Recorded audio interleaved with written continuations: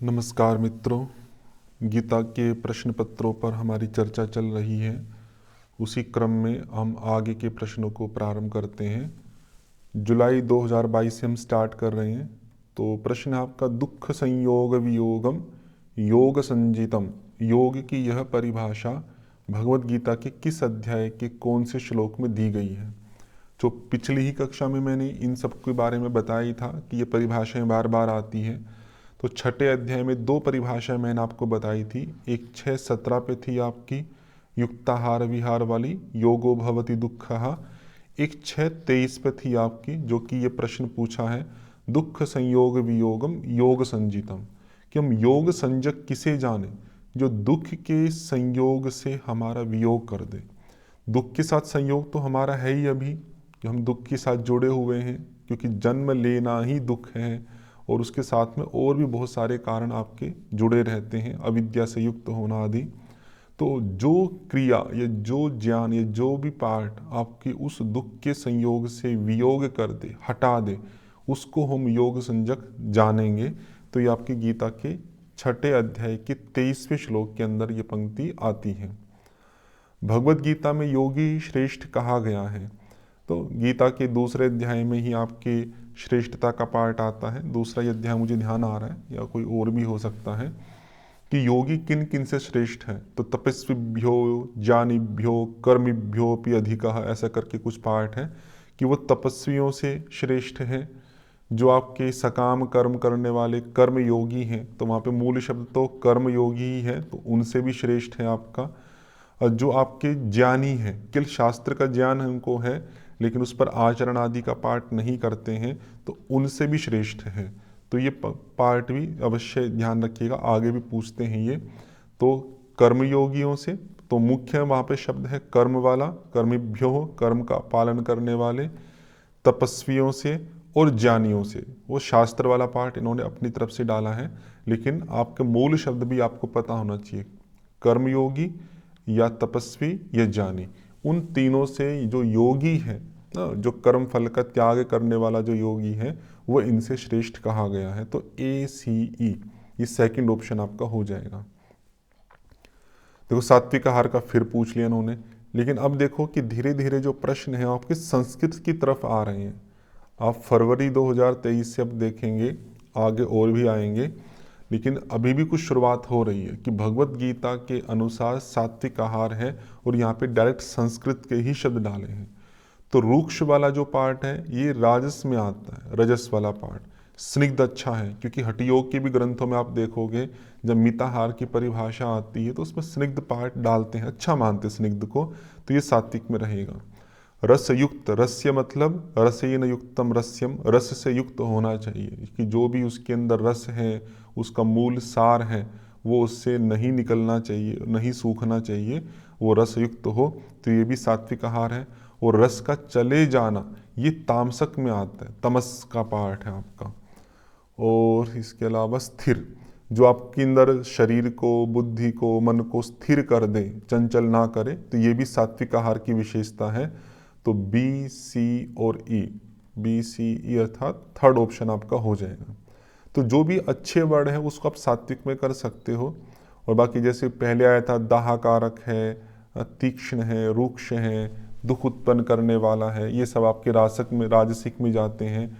या फिर गत रसम, पर्योषित, बासी है, उच्छिष्ट है, अपवित्र है, अमेध्य है, ये आपके तामसिक भोजन की विशेषताओं के अंतर्गत माने जाते हैं। अगला प्रश्न कथन कारण के संदर्भ में है, कर्मों की कुशलता ही योग है। तो योग कर्मसु कौशलम जो है उसी का ही हिंदी में लिखा है इन्होंने, और सही लिखा है कि कर्म की जो कुशलता है वो योग है।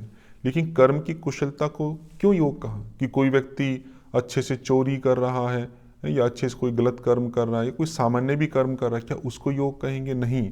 तो कथन के रूप में कहा कि कर्म की कुशलता क्या है? फल की इच्छा का त्याग कर अनासक्त भाव से कर्म करना ही कुशल कर्म है। तो कुशल कर्म किसी भी कर्म को बस हम अच्छे ढंग से कर रहे हैं, खाना बना रहे हैं तो अच्छे ढंग से बना रहे हैं, बढ़िया से बना रहे हैं, अच्छी रोटी बना रहे हैं, तो वो सब नहीं। कुशलता का अभिप्राय यहाँ पर अनासक्त भाव से कर्म करना। अनासक्त मतलब जो फल है, कि मुझे कोई सांसारिक फल नहीं चाहिए, मुझे जितने भी कर्म हैं, एक तो मैं कर्तव्य कर्मों को करूँगा जो भी शास्त्र के अंदर करने के लिए कहे गए हैं। 6ठे अध्याय में कहा ही गया है कि आपको जो करने योग्य कर्म वो करने हैं, और उन कर्मों का ज्ञान किससे होगा, तो भगवान कृष्ण बोलते शास्त्र से होगा कि क्या हमारे लिए करने योग्य है और क्या करने योग्य नहीं है। तो जो भी करने योग्य कर्म है उनकी फल, कि मुझे कोई सांसारिक फल मिले, उस इच्छा का त्याग करके, आसक्ति भाव का त्याग करके, अनासक्त, आसक्ति मतलब अट्रैक्शन और अनासक्ति मतलब डिटैच होके, उन सब आसक्ति भाव का त्याग करके तब कर्म करेंगे तो ही कुशल कर्म कहलाएगा। और वो कुशल कर्म ही आपका योग कहलाता है, वो कर्म की कुशलता। तो दोनों सही है और सही आपकी व्याख्या भी है। तो कारण ये जो दिया गया है ये सही कारण भी है, तो फर्स्ट ऑप्शन आपका हो जाएगा। फिर कथन कारण का पार्ट आया, तपस्वियों, शास्त्र जानियों और सकाम कर्म करने वालों से योगी श्रेष्ठ है। देखो एक ही पेपर में सेम क्वेश्चन 2 बार पूछा है। पहले तो सिंपल पूछ लिया कि जो योगी हो किन किन से श्रेष्ठ है, तपस्वियों से, ज्ञानियों से, कर्म वालों से, और उसी को फिर कथन कारण के रूप में पूछ लिया कि जो योगी है इन तीनों से श्रेष्ठ है। सही बात है, इसलिए हे अर्जुन तू योगी बन। ये भी सही बात है कि तू योगी क्यों बन, क्योंकि योगी उन सबसे श्रेष्ठ है, वो ज्ञानियों से, वो कर्म वालों से, आदि आदि से वो श्रेष्ठ है। तो तू श्रेष्ठ बन, तो इसलिए क्या बन, तू योगी बन। तो यहाँ पे कुछ बच्चों ने फीडबैक डाली थी। फीडबैक ये थी कि किसी प्रसंग से इसको कथन बना के आप पहले को कारण कर सकते हो, या जो इन्होंने दिया है कि इसको कथन बना के इसको इन्होंने कारण कर दिया। तो दोनों ही प्रकार से ठीक है। आप ऐसा भी कह सकते हैं कि हे अर्जुन तू योगी बन। क्यों बन, क्योंकि योगी तपस्वियों से, शास्त्र ज्ञानियों से और सकाम कर्म करने वालों से श्रेष्ठ है। ये पंक्ति भी सही है। या जैसा इन्होंने दिया है कि तपस्वियों से, शास्त्र ज्ञानियों से और सकाम कर्म वालों से योगी श्रेष्ठ है, कारण क्योंकि इसलिए तू अर्जुन योगी बन। तो दोनों पार्ट चलते हैं। बाकी जो पहले वाला मैंने बोला वो ज़्यादा उपयोगी है, लेकिन फिर भी इन्होंने दोनों ही ऑप्शन स्वीकार किए हैं आपके, तो सही व्याख्या के रूप में आप इसको कह सकते हैं। सही व्याख्या है भी और नहीं भी, दोनों ही रूप में इन्होंने स्वीकार किया है। फिर फरवरी 2023 के भी प्रश्न देखिएगा। भगवत गीता के अनुसार क्रोध के कारण निम्नलिखित में से क्या होगा। वो युक्ता ये सो जो ध्यायतो विषयान् पुंसः, पिछली कक्षा में भी प्रश्न आया था आपका, फिर दोबारा आ गया कि क्रोधात् भवति सम्मोहः, सम्मोहात् स्मृति विभ्रमः, स्मृतिभ्रंशात् बुद्धिनाशः, बुद्धिनाशात् प्रणश्यति। तो क्रोध के कारण क्या होता है, सम्मोह, भ्रांत मनस्थिति, कि जो मन की स्थिति है वो भ्रांत हो जाती है। जिस प्रकार के विचार उत्पन्न होने चाहिए मन में उस प्रकार के विचार उत्पन्न नहीं हो पाते। तो डी ऑप्शन आपका इसमें बनेगा, कई बार आपका रिपीट हो चुका है। आगे पूछा कि निम्नलिखित में से किस गुण के आधिक्य से, किस गुण के अधिक होने पर आंतरिक तृष्णा और अनुरक्ति होती, कि अंदर आपके तृष्णा उत्पन्न होती है, अनुरक्ति। तो तृष्णा और अनुरक्ति लगभग एक ही प्रकार का भाव है, मतलब आसक्ति आप कह सकते हैं। तो जो गीता का 14वां अध्याय है गुणत्रय विभाग योग, उसमें सत्व, रजस और तमस, इन 3 गुणों की विशेषता देते हैं आपकी, कि सत्व के अंदर क्या क्या चीज़ें बढ़ती हैं, रजस में क्या बढ़ती है और तमस में क्या बढ़ती। मोस्ट इम्पोर्टेंट है, छोटा सा पार्ट है आपको अवश्य याद रखना चाहिए। कि इतना तो सत्व का तो पता लग जाता है कि सत्व के अंदर जो अच्छा पार्ट होगा आपका, जैसे सुख का पार्ट है आपका, ज्ञान का पार्ट है, ये सब आपके सुख में आएंगे, प्रकाश का पार्ट है। रजस में है आपका आसक्ति वाला, मेन आसक्ति है, लोभ है आपका, तृष्णा है, अनुरक्ति है, ये सब वर्ड आपके रजस से जुड़े हुए हैं। निद्रा, आलस्य आपका है, या ये इस तरह का अप्रकाश है, अप्रवृत्ति है, ये आपके तमस के पार्ट है, और प्रवृत्ति है, दुख है, ये आपके रजस के पार्ट है। तो तृष्णा और अनुरक्ति आसक्ति वाला पूछा था, तो ये केवल आपके रजस गुण से जुड़ा हुआ है। सत्व और रजोगुण का जो कॉम्बिनेशन वो भी नहीं है, क्योंकि सत्व गुण के अंदर आसक्ति वाला भाव या तृष्णा वाले भाव आपके हट जाते हैं। देखो फिर संस्कृत के ही कुछ वर्ड आ गए, जैसे मैंने आपको कहा था भगवत गीता में कर्म योग के अंतर्गत अर्जुन को किस भाव से युद्ध करने के लिए कहा, मतलब जिस भाव से युद्ध करने के लिए कहा है वो कौन है, कौन कौन से भाव है, तो किस प्रकार का भाव होना चाहिए एक कर्म योग के अंतर्गत। तो ज्वर कृत्वा, ज्वर जो शब्द होता है, वैसे तो ज्वर हम बोलते हैं बुखार को सामान्य भाषा में, लेकिन ज्वर संताप का, दुख का भी प्रतीक माना जाता है आपका दुख। तो दुखी होकर युद्ध करे, गलत बात है। तो अब देखो कि ये सब शब्द याद करना प्रैक्टिकल नहीं है, कि गीता के अंदर जो भी अच्छे अच्छे शब्द आए हैं कि किस तरह के भाव होने चाहिए, तो वो याद करना तो संभव नहीं। कितने सारे शब्द याद किए जाएंगे, तो इनके अर्थ समझ सकते हैं थोड़ा थोड़ा अगर संस्कृत का परिचय करते हैं, जैसे हम क्लास में कराते ही हैं, तो बार बार जब हम उसका अभ्यास कराते हैं तो मन में एक स्थिरता आ जाती है कि हाँ क्या इसका अर्थ हो सकता है। निराशी ही, निर और आशी ही, तो निर एक प्रीफिक्स है जिसका अर्थ होता है कि नहीं या रहित आप कह सकते हैं, और आशी ही हो गया आपका कि आशा की जो है या जो अपेक्षाएं हैं जो संसार के प्रति, या उन सब से रहित होकर, ये सही बात है क्योंकि कर्म फल आसक्ति के त्याग की बात कही गई है। निराशी ही निर्ममो भूत्वा, ऐसा करके वहाँ पर पंक्ति आती है। तो सभी प्रकार की आशाओं से रहित होकर, अपेक्षाओं से रहित होकर, तो आशा से युक्त होना ये थोड़ा हम अच्छा मानते हैं, लेकिन यहाँ पे आशा को आप ले सकते हैं अपेक्षा के संदर्भ में ले सकते हैं कि अपेक्षाओं से रहित होकर। ज्वर भूत्वा और ज्वर कृत्वा एक ही पार्ट है, तो ये भी नहीं होगा कि दुखी होकर। निर्ममा, निर्ममा बिल्कुल सही है, ममत्व से, निर मतलब रहित होकर, कि ममत्व का जो भाव है कि मेरा मेरा कुछ नहीं, कर्तव्य भाव से कर्म करना है, अनासक्ति भाव से कर्म करना है। तो निर्मम का भी भाषा में क्या अर्थ होता है कि जो निर्दयी है, वो अर्थ नहीं है। ममत्व के भाव का त्याग करना, मेरा मेरा जो है वो सब त्याग करते हुए, तो निर्मम भी आपका सही है। और विगत ज्वर, ये सही है। विगत मतलब चले जाना, किसका? ज्वर का, संताप का, दुख का, कि सभी प्रकार के दुखों का त्याग करते हुए तो कर।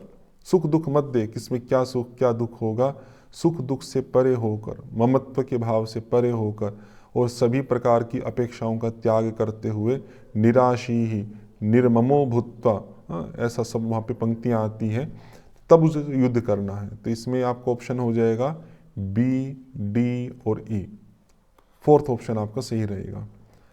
आगे भी संस्कृत की ही पंक्तियाँ दी है मैचिंग करने के लिए। असंयतात्मना योगो दुष्प्रापः, ये आपका जो प्रकरण चलता है वहीं पर कि मन की चंचलता के संदर्भ में, तो वहीं पर आता अभ्यास और वैराग्य का जो पार्ट आया था कि जो असंयत आत्मा है, आत्मा मतलब अंतःकरण है यहाँ पे, कि जिसका अंतःकरण असंयत है, संयमित नहीं है। गीता के अंदर एक पार्ट ये भी आता है कि आत्मा अपना बंधु भी है और आत्मा अपना मित्र भी है। सॉरी, बंधु और शत्रु, मतलब अपना मित्र भी है और अपना शत्रु भी है। तो उसकी व्याख्या करते हैं भगवान कृष्ण कि बंधु कब है, कि जिसने आत्मा के द्वारा अपने अंतःकरण को जीत लिया है, तो उसका अंतःकरण उसके लिए मित्रवत कार्य करता है। और जिसने अपनी आत्मा के द्वारा अपने अंतःकरण को नहीं जीता है, तो उसका अंतःकरण उसके लिए शत्रुवत कार्य करता है। तो उसी तरह का भाव यहाँ पर है कि जिसने अपनी आत्मा को, अंतःकरण को असंयत रखा है, संयमित नहीं किया है, नियंत्रित नहीं किया है, उसके लिए योग दुष्प्रापः, वो योग प्राप्त नहीं कर सकता। दुष्प्राप मतलब बहुत कठिनता है, असंभव टाइप का है, वो योग प्राप्त नहीं कर पाएगा। लेकिन जिसने संयत आत्मा है उसके लिए योग सुप्रापः, इसका तो अपोजिट पार्ट है आपका, कि जिसने संयम अपनी आत्मा को, अपने अंतःकरण को संयमित कर लिया है, वो योग प्राप्त कर सकता है। फिर आपका था लोकस तदनुवर्तते यद यद आचरति श्रेष्ठः तद तद एव इतरो जनः स यत् प्रमाणम कुरुते लोकस तदनुवर्तते। तो श्रेष्ठ, कि श्रेष्ठ व्यक्ति जो जो आचरण करता है, जैसे भगवान कृष्ण है या अर्जुन है या और भी व्यक्ति है, तो लोक क्या करता है, उसका अनुवर्तन करता है, उन्हीं का आचरण। जैसे याज्ञवल्क्य स्मृति में भी जब वहाँ पे धर्म के मूल की बात चलती है, तो वहाँ पे श्रुति स्मृति सदाचार, तो सदाचार वर्ड भी आता है कि अच्छे लोगों का जो आचरण है उनके माध्यम से भी आप अपने जीवन को अच्छे मार्ग पर लेके जा सकते हो। आप ये निर्धारण कर सकते हो कि क्या करना चाहिए, क्या करना नहीं चाहिए। मुख्य तो प्रमाण श्रुति है, लेकिन हर व्यक्ति वेद नहीं पढ़ सकता, हर व्यक्ति स्मृति ग्रंथों को भी नहीं पढ़ सकता। तो समाज में जो अच्छा आचरण करने वाले श्रेष्ठ पुरुष है, ऋषि लोग हैं, उनका भी अनुकरण किया जा सकता है। फिर स्थित प्रज्ञ के प्रसंग में आपकी ये पंक्ति आती शुरुआत में ही, आत्मन्येवात्मना तुष्टः, कि जो अपने द्वारा अपने अंदर संतुष्ट है, मतलब आत्मनि, आत्मा में ही संतुष्ट है। अभी हमारा जो संतुष्टि का भाव है वो संसार के बाहर के विषयों में है, बाहर के विषय में सुखी भी करते हैं, बाहर के विषय में दुखी भी करते हैं, क्योंकि हमारी आसक्ति बाहर है। लेकिन जो स्थित प्रज्ञ है वो बाहर से हटकर आत्मा में संतुष्ट है। जब आत्मा के साथ जुड़ा हुआ, और आत्मा को कोई भी लोग प्रभावित नहीं कर सकते, क्योंकि संसार की प्रत्येक जो स्थितियां हैं वो केवल आपके शरीर को प्रभावित करती है या आपके मन को प्रभावित करती है। लेकिन आत्मा के साथ यदि आपका मन जुड़ा हुआ है तो कोई भी व्यक्ति आपको ना तो सुखी कर सकता है, ना कोई व्यक्ति आपको दुखी कर सकता है। तो उसी की ही प्रज्ञा स्थित रह पाएगी जो अपने अंदर ही संतुष्ट है। तो आत्मन्येवात्मना तुष्ट स्थित प्रज्ञा के संदर्भ में है। फिर श्रुत और श्रौत भोग से परे, ये भी आपके गीता के दूसरे अध्याय में आपका आता है कि यदा ते बुद्धि मोह कलीलम व्यतितरिष्यति, जब ते मोह कलील, मोह रूपी जो ये संसार है दुख से भरा हुआ, जब उसको तर जाएगी तेरी बुद्धि इस मोह रूपी कलिल को, अज्ञान को, तो तब निर्वेदम, निर्वेद को प्राप्त हो जाएगी। किससे? श्रुत और श्रोतव्य, कि जिन जिन चीज़ों के सुखों के बारे में तूने सुना है या आगे जिनके बारे में सुनेगा, या स्वर्ग इत्यादि जो पारलौकिक है, उन सब से निर्वेद, निर्वेद का अभिप्राय होता है शांत हो जाना। अब किसी भी प्रकार के विषयों में तेरी बुद्धि में कोई भी आकर्षण नहीं होगा। जिन जिन जिन बारों में सुन चुका है उनसे भी शांत हो जाएगी बुद्धि, और जो श्रोतव्य हैं जिनके बारे में अभी सुना नहीं है, आगे पारलौकिक इत्यादि चीज़ें हैं, उनसे भी तेरी बुद्धि कैसी हो जाएगी? बिल्कुल स्थिर हो जाएगी। कब? ये कब शांत होगी? जो मोह कलिलम व्यतितरिष्यति, मोह रूपी जो कलिल है, ये जो राग द्वेष अविद्या रूपी जो ये पूरा संसार है, इससे जब तर जाएगी तब ये शांति को प्राप्त होगी। तो डी का बनेगा आपका सेकंड। देखो श्रुत वाला पार्ट, फिर देखो उसी पेपर में ये प्रश्न दोबारा आ गया आपका, एक में मैचिंग में आया था, अभी आपका कथन कारण में आ गया कि श्रुत और श्रौत सभी भोगों से परे निर्वेद को प्राप्त हो जाएगा। तो समझा दिया आपको, कारण भी सही दिया है। कब हो जाएगा? क्योंकि जब बुद्धि उसकी मोह कलिल को पार कर जाएगी तो वो सभी प्रकार के भोगों से शांत मन को प्राप्त हो जाएगा। तो दोनों सही है और सही कारण भी है। तो इस परीक्षा में इतना ही रखते हैं इस क्लास के अंदर, फिर बाकी के जो प्रश्न वो अगली क्लास में करेंगे। ओम शम।